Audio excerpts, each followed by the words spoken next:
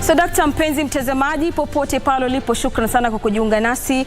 Ni saa moja juu ya alama saa za Afrika Mashariki, sana wakati mwingine wa kukupasha taarifa ambazo tumekuandalia. Mimi naitwa Gladys Mungai nikimshikia zamu mwenzangu Sarafina Robi ambaye yuko nje kwa ziara ya kikazi. Ila mtazamaji usijali, manake hapaja haribika neno. Kuna mengi ambayo tumekuandalia, lakini kwanza hivi ndivyo vya mshahamu.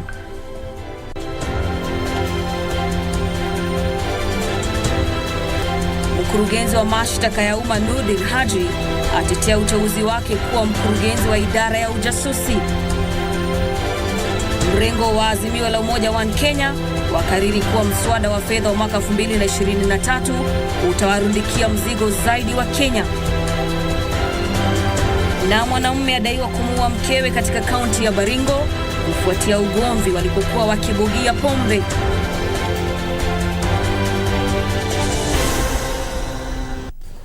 Karibu mtazamaji, kumbuka kwamba unaweza kusema nasi kupitia mitandao yetu ya kijamii at KBC Channel 1 na Gladys Mungai, ndizo kurasa zetu kwenye ukurasa wa Twitter, na pia unaweza kutazama Darubini moja kwa moja kupitia mtandao wa Facebook, manake tuko mbashara katika mtandao huo. Mtazamaji, taarifa hizi utakuwa unazipata kwa lugha ishara naye Brian Muraro. Moja kwa moja ni kwamba Nurdin Haji aliyependekezwa kwa wadhifa wa mkurugenzi wa huduma ya kitaifa ya ujasusi amejitetea na akatetea hatua yake ya kuondoa kesi kadhaa kubwa alipokuwa mkurugenzi wa mashtaka ya umma. Haji alifahamisha kamati ya bunge la kitaifa kuhusiana na masuala ya ulinzi na ujasusi kwamba aliondoa kesi hizo kufuatia idhini ya mahakama kwa sababu ya ukiukaji wa taratibu zifuatazo ama zifaazo katika ukusanyaji wa ushahidi. Nurdin Mohamed Haji. Mkurugenzi wa mashtaka ya umma Nurdin Haji alifika mbele ya kamati ya bunge la kitaifa kuhusu ulinzi na ujasusi kutetea ufaafu wake wa kuwa mkurugenzi wa huduma ya kitaifa ya ujasusi. Wabunge hao walimtaka Haji aeleze sababu za kuondoa mahakamani kesi kadhaa kuu za watu walio na ushawishi mkubwa, hasa zile za ufisadi. And you are on record coming very strongly to say that a case is sealed and you have enough material to prosecute, only to drop it later and cite insufficient evidence. We had issues with how the evidence was passed on to the ODPP.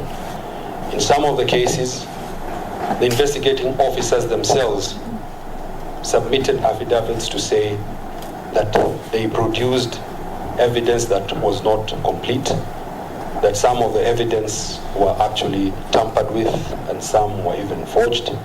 Haji alisema aliondoa kesi hizo kwa sababu ya ukiukaji wa utaratibu ufao katika ukusanyaji wa ushahidi.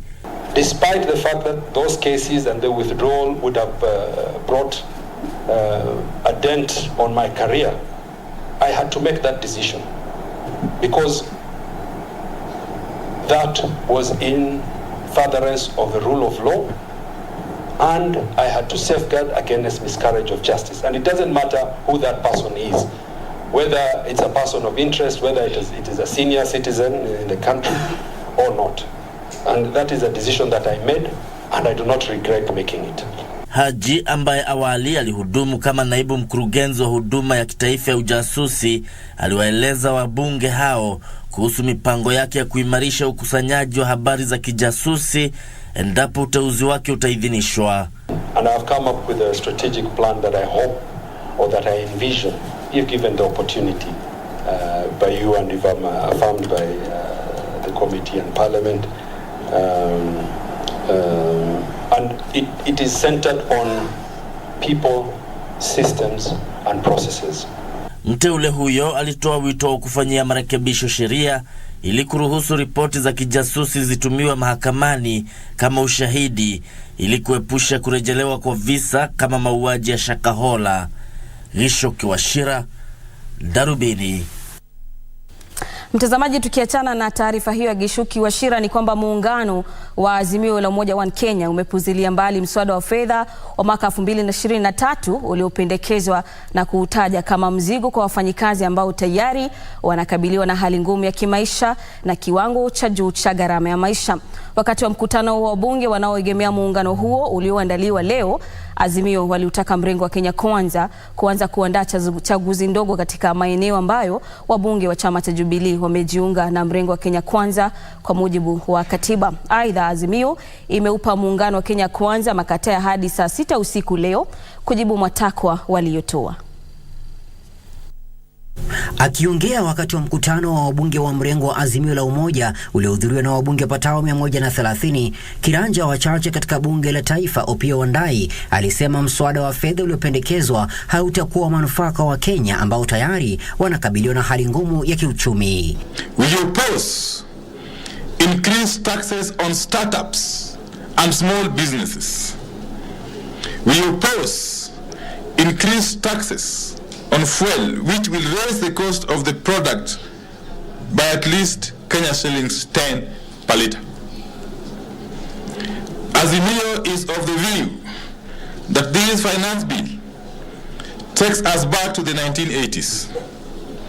It takes us back to the era of cost sharing in public institutions. Opiyo alisema hatua hiyo ya serikali ni sawa na kuwanyanyasa wazazi na watumishi wa umma ambao mishahara yao duni imesheheni matozo ya ushuru. Kuhusu uwakilishi bungeni, Azimio waliwataka wabunge waliogura chama cha Jubilee na kujiunga na Kenya Kwanza wajiuzulu na watafute kuchaguliwa tena. We will do whatever it takes to protect multi-party democracy, for which many Kenyans lost their lives. Until all these are agreed upon, the joint bipartisan talks remain suspended. Kenya Kwanza has up to midnight today to comply. Thank you very much. End of statement. Mrengo huo umemteua mbunge wa Embakasi Magharibi Mark Mwenje kuwa naibu kiranja wake mpya. Mkutano huo umejiri wakati mazungumzo ya maridhiano yakigubikwa na sintofahamu, huku upinzani ukilaumu serikali kwa kutokuwa na nia njema. Muungano wa Azimio umesema kwamba utatumia kila mbinu kuvitetea vyama tanzu dhidi ya uvamizi wa aina yote, huku wakiutaka muungano wa Kenya Kwanza kufahamu kwamba wabunge wote waliokihama chama cha Jubilee kujitayarisha kwa chaguzi ndogo kwa mujibu wa katiba. Michael Mandiga, Darubini, Nairobi. Mtazamaji, katika taarifa nyingine ambayo inazidi kuwapiga butwaa wa Kenya ni kwamba mwanamume aliyookolewa kutoka msitu wa Shakahola Jumatatu amefariki leo katika hospitali ndogo ya kaunti ya Malindi na kufikisha idadi 243 idadi ya watu waliofariki katika msitu huo. Miili 36 iliyofanyiwa uchunguzi leo kubaini sababu za vifo hivyo. Mwana patholojia mkuu wa serikali Daktari Johansen Odur anasema kwamba miili 16 ndiyo iliyosalia kufanyiwa upasuaji ili kukamilisha awamu ya pili ya shughuli hiyo. Postmortems today. Of these 36 postmortems, 18 of them were males, while 17 were female. One of them, because of the deterioration of the body, we are unable to state the gender. There was a total of 23 adults and 10 children.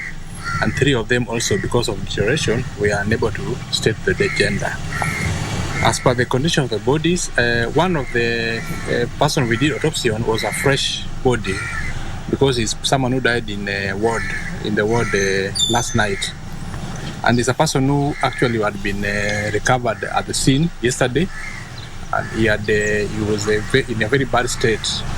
He was having features of dehydration and was also having features of starvation. So he died at night, and when we did an autopsy on him, one of the things that we saw on him is like he was also very sick because he had tuberculosis. So what killed him was tuberculosis in addition to those starvation and dehydration. 3 of them were severely decomposed, while 2 of them were moderately decomposed. As per the cause of death, I've of course told you about that one who had tuberculosis. But 18 of them, because of the level of decomposition, we are unable to state the cause of death because they were severely decomposed. However, we could see starvation, features of starvation in 14 of the victims, while one of them we found had a head injury. The other one, there was also another one who also had some blunt trauma in the legs, so she also died of features which look like of starvation.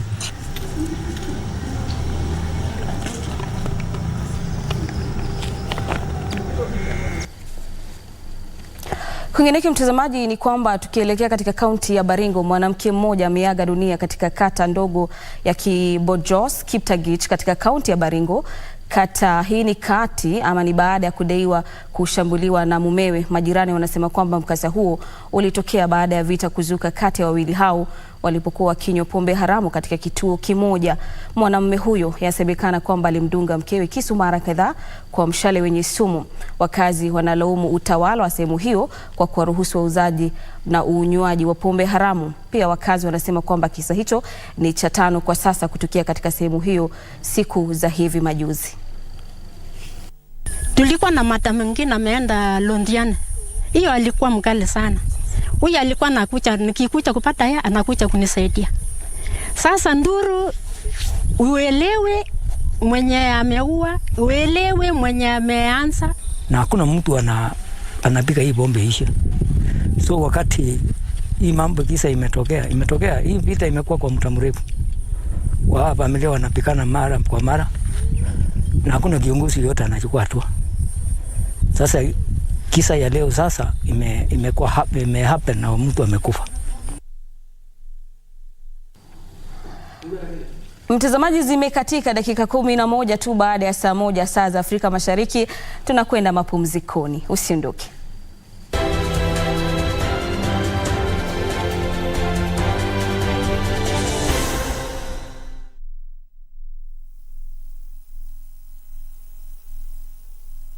Iwapo unakohoa, unahisi uchungu kwenye kifua, uchovu kila wakati, joto jingi mwilini, unakosa hamu ya kula au kupoteza uzito haraka bila kukusudia, na kutokwa na jasho jingi usiku, waweza kuwa waugua TB.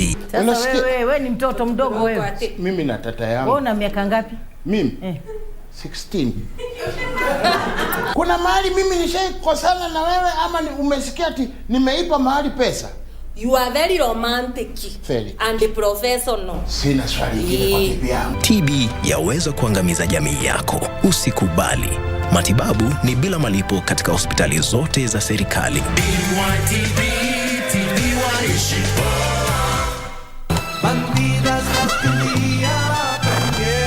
I'm warning you because he may come back here at any time. He can come back whenever he pleases. I'm not afraid of him. Now don't look for trouble, kid.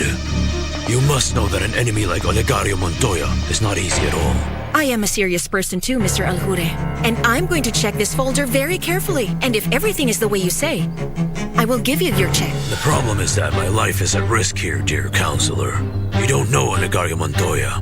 When Olegario finds out, you will be very far away with all of your money, because I am planning to double the amount. But you know that I always get what I want. And that man over there will be mine. A woman like her will do just about anything. But why? What is it, Amparo? What's wrong? Why are you forcing yourself? Las bandidas.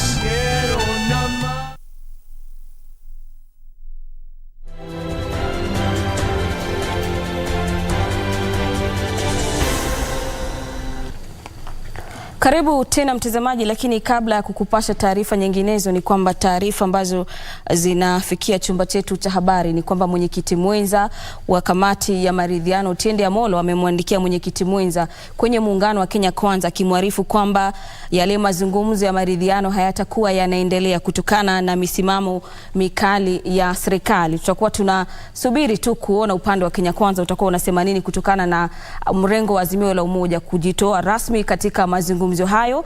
Ila mtazamaji, tukisonga mbele ni kwamba serikali inapanga kutoa shilingi bilioni 28 kwa shule za sekondari na za junior na za senior kufikia Ijumaa hii. Waziri wa Elimu Ezekiel Machogu amesema kwamba kila mwanafunzi wa junior sekondari atapokea mgao wa shilingi 25,000 huku wale wa shule za upili wakipokea shilingi 22,440 kila mwanafunzi.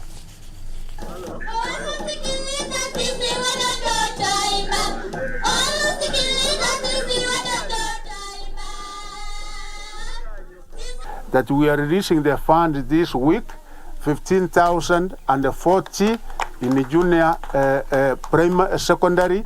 Like here you have 33 students in the junior secondary, so 33 times 15,040, you will be able to get the figure. So we are releasing that money before the end of this week.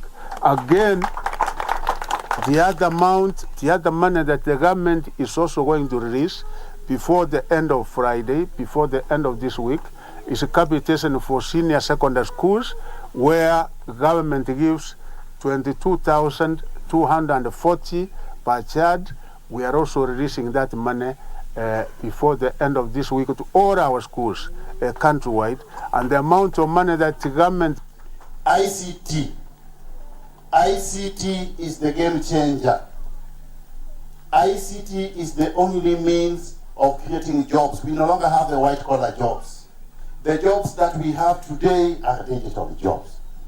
I'm under instructions from His Excellency the President to make sure that we connect all markets in the country. We are going to connect all markets to the internet. We have done Bondo here in Nyanza. We have done Ahero. We are going to connect all other markets. Riyadh Kolemo is going to be connected. The work there is going to be connected. Then we also have the digital laboratories. Digital laboratories is where you give us a classroom like this one. We come and set up computers, 100 computers, which I'm going to bring soon. We connect the internet. We bring the teachers to train these students so that they acquire digital skills.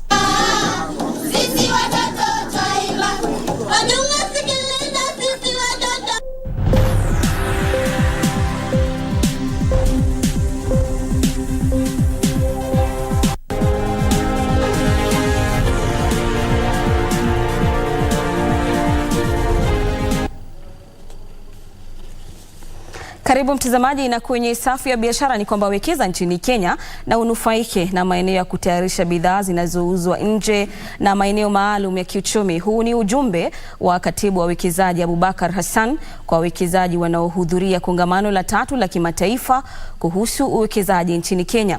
Taarifa kamili ni kwenye mseto wa taarifa zetu za biashara.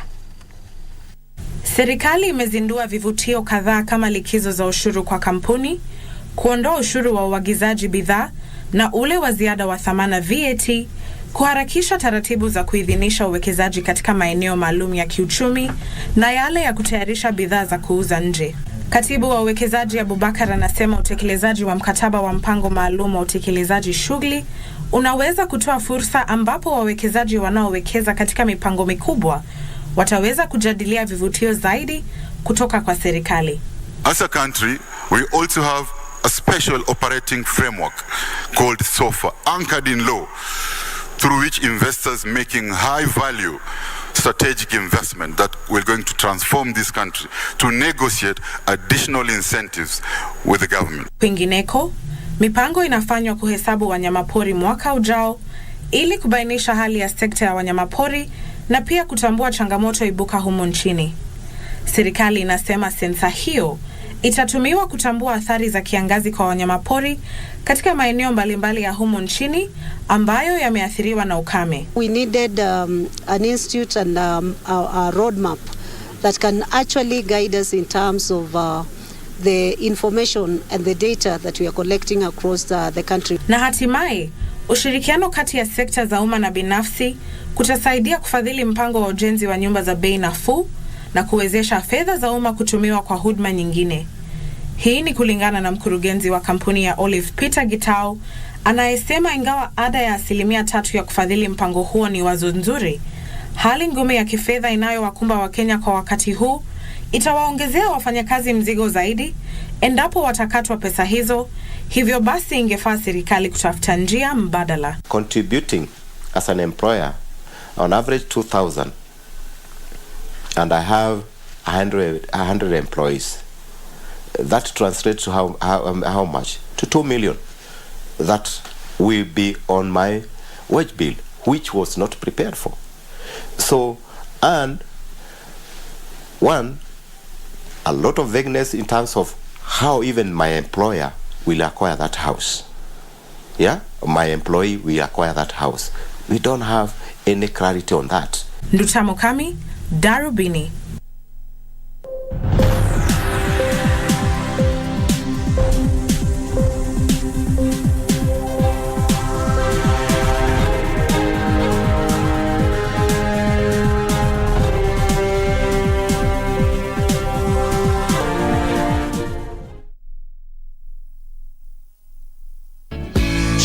Loto Moto. Majina ni Milka Nyonga, mtawa Mungai. Nimefurahia sana experience ya leo. At least nimetoka na simu, but I can't believe nimeacha 100k. But next time najua nitapata more. Anyway, naimiza tu kila mtu acheze na muendelee kucheza Loto Moto. Kila mtu ni mshindi. Usisahau kucheza Loto Moto. Shinda milioni 2 kila siku kwenye M-Pesa. Chagua lipa na M-Pesa. Paybill number weka 757070. Account number andika neno Loto. Weka kiwango chochote cha pesa kuanzia shilingi 50 hadi 2000. Lipa kisha subiri draw. And now there are just 2 teams left. The cup holders take on Eintracht Frankfurt. What's a header? Danny Olmo. The Red Bulls. And DK! Against the Eagles. It's all or nothing time. It's Soboslai again. Kick-off on June 3rd. Canada! There can only be one winner. Colomwani. What a night for RB Leipzig. Leipzig-Frankfurt, the DFB Cup final.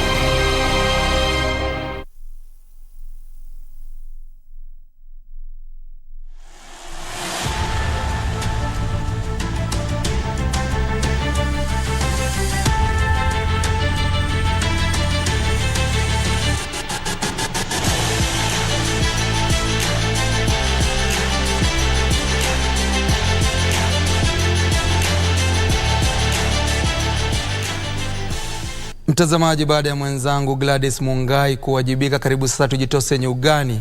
Kama kawaida wengi wananiita Karanja David na mkipenda KD. Kocha wa Nairobi Water Queens Jack Ochieng amenyakua tuzo ya mwezi Machi ya kocha bora wa Star Times SJack.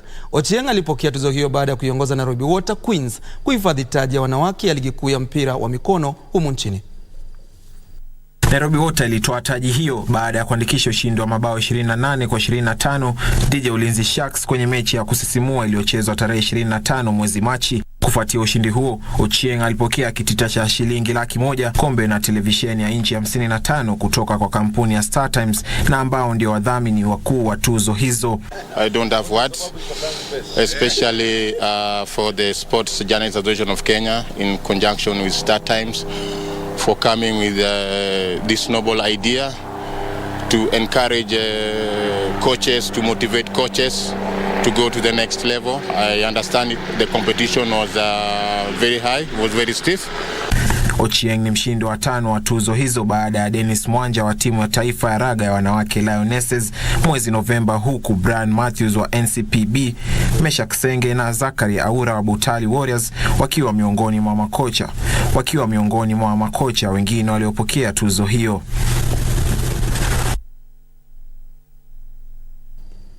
Mtazamaji, chama cha riadha Kenya kimefanya mkataba na benki ya Housing Finance kuwasaidia wanariadha wasiokuwa na nyumba kupata makazi. Mbali na mkataba huo wa nyumba, chama hicho cha riadha pia kinafanya mipango na Wizara ya Michezo kuwawezesha wanariadha kupokea malipo ya kustaafu.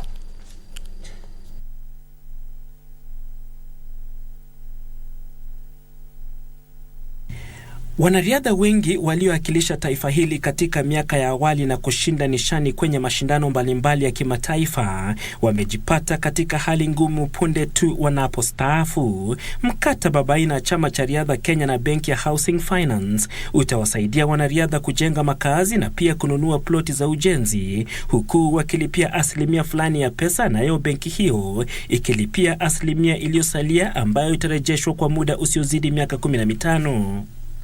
Huu ni mojawapo wa mradi wa chama cha riadha Kenya kuhakikisha maisha bora kwa wanariadha wanapostaafu. Nothing gives humans more peace in their hearts than the knowledge they will always have a roof over their heads for the rest of their lives. And having a roof, through our experience, is not a simple thing. You can start a house today and it takes you 20 years to finish. And those 20 years you have a family, you have children growing up, and you don't know what to do. And the people who get more punishment are the children. Kwenye mkataba huo ni wanariadha waliosajiliwa na chama hicho pekee ndio watakaopata fursa hiyo ya kufungua akaunti ya nyumba yangu ya kuweka akiba ya kujenga nyumba. Before we get to the house, we give you an opportunity to save. in a product that has already been classified as an affordable housing product, and it's called Mungai savings account. So as you win your money in different places, or you earn your salary, you come and start saving with us. Chama hicho cha riadha pia kinafanya mipango na Wizara ya Michezo kuwezesha wanariadha kupokea malipo ya kustaafu. The sad reality is that the shelf life of an athlete, no matter your discipline, whether you run, you play football or rugby, your shelf life is quite limited. That's just the reality of this life we live in. You have a very short shelf life. Enjoy it while it lasts. Beat the world for Kenya and for yourself. Bring all the glory. But do not forget there is tomorrow. Waliokuwa wanariadha mashuhuri wa humu nchini William Tanui, Sally Barsosio, Wilfred Bungei, John Ngugi, Patrick Makao na Milka Chemos walihudhuria hafla hiyo ya kutia saini kwa mkataba huo, pamoja na wanariadha wa sasa wenye tajriba ya juu wakiwamo mshindi wa Diamond League mita 800 Mary Moraa, bingwa wa mbio za nyikani duniani Beatrice Chebet, bingwa wa dunia wa mbio za mita 3000 kuruka viunzi na kidimbwi cha maji mwaka 2019 Beatrice Chepkoech, na mshindi wa nishani ya shaba ya michezo ya Jumuiya ya Madola Wiseman Were. Mtazamaji, baada ya taarifa hiyo ya Barclay Fedha, tuangazie michuano ya NBA ambapo timu ya Miami Heat ilifuzu kwa finali baada ya kuilaza Boston Celtics alama 103-84 kwenye michuano ya mwondoano ya finali ya mpira wa vikapu ya ligi ya NBA ya Eastern Conference. Miami Heat inanuia kushinda taji ya 4 ya NBA tangu mwaka 2013, huku Denver Nuggets walioishinda Los Angeles Lakers kwenye michuano ya Western Conference wakiwania ubingwa huo kwa mara ya kwanza. Jimmy Butler alifunga alama 28 na kuchangia alama 6, huku timu ya Heat iliongoza msururu wa mechi 7-3-0 kabla ya kutoka sare mechi 3-3 kifuzu kwa finali ya mwaka huu. Heat ndiyo timu ya kwanza iliyoorodheshwa katika nafasi ya 8 kufuzu finali hiyo tangu New York Knicks mwaka 1999, na sasa watachuana na Denver Nuggets siku ya Alhamisi. Alama za Derrick White katika mechi ya 6 zilisawazisha kuipa Celtic matumaini ya kuwa timu ya kwanza katika historia ya michuano ya mpira wa vikapu ya NBA kutoka nyuma 3-0 kwenye michuano ya finali. Miami Heat inanuia kushinda taji ya 4 ya NBA tangu mwaka 2013, huku Nuggets walioshinda Los Angeles Lakers kwenye michuano ya Western Conference wakiwania ubingwa huo kwa mara ya kwanza.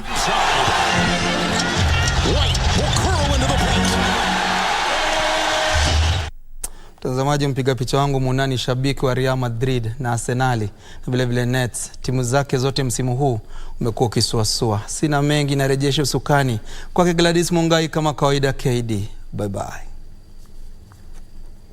Asante sana KD kwa taarifa hizo za michezo. Mtazamaji, kufikia hapo hatina budi ila kulikunja jamvi la taarifa zetu za Darubini siku ya leo, lakini ni kurudishe nyuma kidogo. Sijui kama unafahamu miaka ya 90 hivi, kama ulikuwa unamfahamu mtangazaji mashuhuri Laban Karani, basi ameaga dunia. Na mtazamaji, naarifiwa kwamba ni kuache na taarifa ya buriani kuhusiana na mtangazaji huyo mashuhuri aliyekuwa mtangazaji katika shirika la utangazaji nchini KBC. Mimi naitwa Gladys Mungai, tukutane tena panapo majaliwa. Alamsiki.